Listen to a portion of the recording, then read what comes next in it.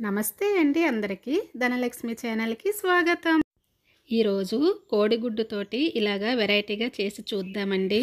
ఇది చాలా అంటే చాలా బాగుంటుంది, చాలా సింపుల్గా అయిపోతుంది. ఒక్కొక్కసారి మనకి కూర వండడానికి ఓపిక ఉండదు, కానీ మంచిగా తినాలని అనిపిస్తుంది కదండి. అలాంటప్పుడు ఇది భలే పని చేస్తుందండి. చాలా అంటే చాలా సింపుల్గా చేసేసుకోవచ్చు. మరి ఎలా చేసానో చూసేద్దామా? రండి వీడియోలోకి వెళ్ళిపోదాము. ముందుగా స్టవ్ వెలిగించి కళాయి పెట్టండి. దీంట్లోని ఒక 2 టీ స్పూన్లు ఆయిల్ వేయండి. ఆయిల్ వేడెక్కిన తర్వాత పెద్ద సైజు ఉల్లిపాయలు ఒక 3 కట్ చేసుకోండి. ఇలాగ చిన్న ముక్కలుగా. పచ్చిమిర్చి ఒక 4. ఇందులో రుచికి సరిపడే ఉప్పు వేయండి. ఉప్పు వేస్తే ఉల్లిపాయలు త్వరగా వేగిపోతాయి.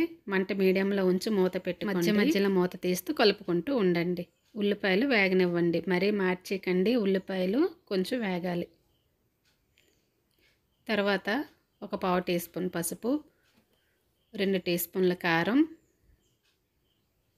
అల్లం వెల్లుల్లి paste 1 teaspoon, garam masala పొడి పావు టీ స్పూన్, ఇంకొంచెం ఉప్పు వేసుకోండి. ఇందాక ఉల్లిపాయలు వేపినప్పుడు వేసాము, ఇంకొంచెం ఉప్పు ఇందులో వేసుకోండి.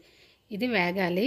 ఇది కొంచెం ఇలా వేగిన తర్వాత ఇందులోని కొద్దిగా నీళ్ళు వేయండి. ఒక 3 టీ స్పూన్ల వరకు నీళ్ళు వేసి మంటని సిమ్లోనే ఉంచి ఉల్లిపాయలు మసాలా ఇదంతా వేగనివ్వాలి.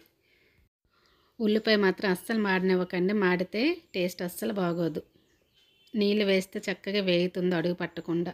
ఇలా వేగింది కదండి. ఇప్పుడు ఇందులో గుడ్లు చితగొట్టి వేయండి.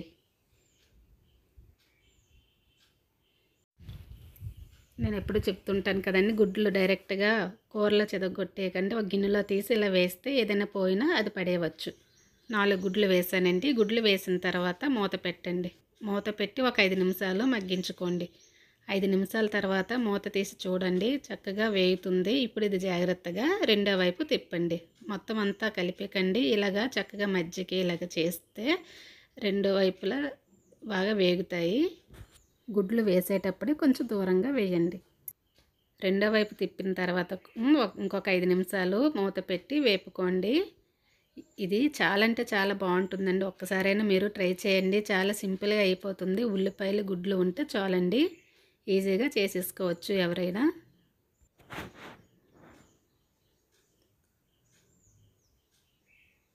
రెండు వైపులు వేగిన తర్వాత నెమ్మదిగా కలుపుకోండి. మీకు చిన్న చిన్న ముక్కలుగా కావాలనుకుంటే కొంచెం చిన్న చిన్నగా కలపండి, లేదంటే ఇలానే ఉంచేసుకోండి. ఇది ఎలా తిన్నా భలే ఉంటుందండి. రసం పెట్టి వేడివేడి అన్నంలో ఇది నంచుకొని తింటే సూపర్ ఉంటుంది ఫ్రెండ్స్. మీరు ఒకసారైనా ట్రై చేయకపోతే తప్పకుండా ఇలా ట్రై చేయండి.